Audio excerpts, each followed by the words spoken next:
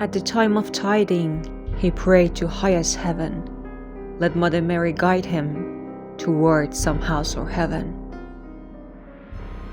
The story you're about to hear is based on a late 14th century chivalric romance in Middle English, one of the best Arthurian stories.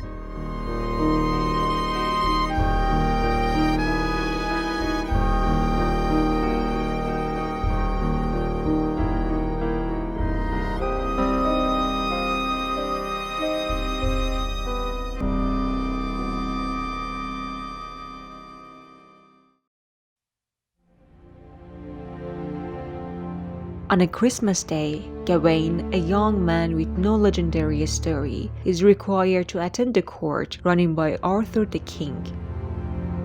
King Arthur welcomes Gawain to sit beside him and asks him to tell a story of his own in order to amuse the company. But his sorrowful answer is, "I don't have any." Meanwhile, a stranger enters, a knight all in green, begging the king to be allowed to take on one of his attendants in a certain Christmas game. For this game, one of the attendants must come forward and grant the Green Knight a cut, whether it be a simple cut on the cheek or a deep one on the neck. Whatever he gives, he will get back the next year. So this knight will receive the Green Knight's axe, and on the next Christmas day, he must travel for 6 nights to the north to meet him up at the Green Church. Now that you know the story, it's time to have a deeper look at it from the beginning to the end. Gawain is a young boy who is seeking for glory.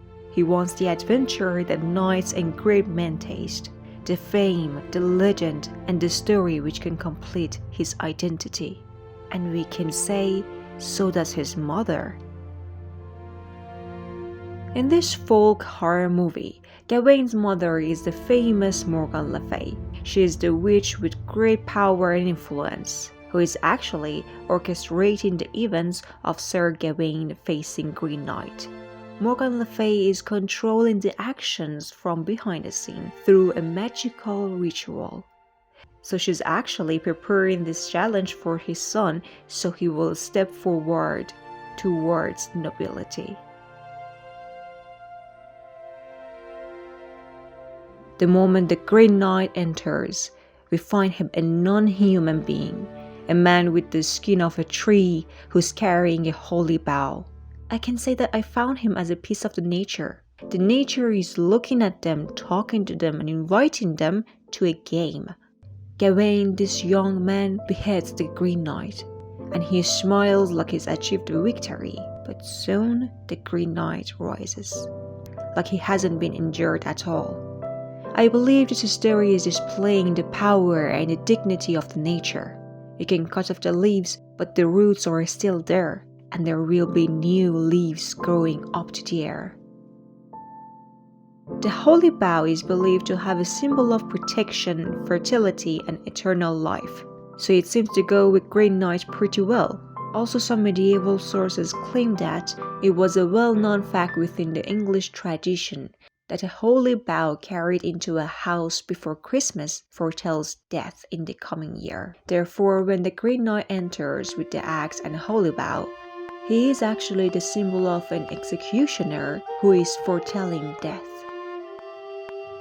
Gawain volunteers to be a knight, and to be one, there are 5 virtues a knight must be capable of: friendship, generosity, chastity, Do not touch me.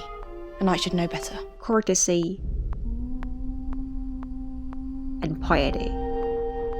The interesting point is that these 5 morality are the 5 corners of a pentangle. Now, in the poem of Sir Gawain and Green Knight, the pentangle is illustrated on the shield, and shield is a tool for protection, right? So as a result, the pentangle on shield is all those virtues and values which are held by Gawain, so he wouldn't be harmed on his path.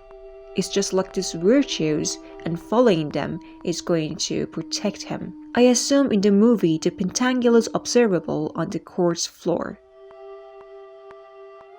On this long journey of adventure, Gawain gets to a castle. They shelter him and keep him for a while. Gawain is being tested on this journey for several times, and it seems he's going through them all perfectly.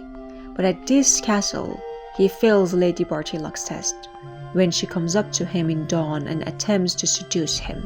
So we can see that in the end, she tells him that you're not a knight. You're not a knight. Anyways, the lady gives him a green belt with the spells on it, and this belt can safeguard him. Now, do you remember what was the agreement between Gawain and Bartylock? The Lord will give Gawain everything he hunts during the day, and in return the knight must bring him whatever he receives that day. But when Lord gives him a fox, Gawain intentionally doesn't give away the belt. So he keeps the slash a secret and gives kisses in exchange. Are you certain there is nothing you wish to give me? I can take it from you. So by using this trick, he will avoid a horrible death. The fox here symbolizes deceit, cunning, and also a quick wit and cleverness. And Gawain is acting just like how fox is known in most literatures of the world. Gawain is looking for honor and legend, but deep down, he also wants to stay alive. In the end also, he's acting like a fox. He's escaping of what he's promised. But as we can see, there is no glorious life expecting him in the future if he gets back to the town. So what he does is to free himself of friends' aids and welcomes death. The death which is going to grant him the eternal life by turning him to a legend. So this was my review and analysis on Green Knight movie. I hope you enjoyed it. If you did, please share this video, like it, and also put your comments, because this movie is full of symbols and metaphors, and I'd love to hear your opinion. Until the next video, good afternoon, good evening, and good night.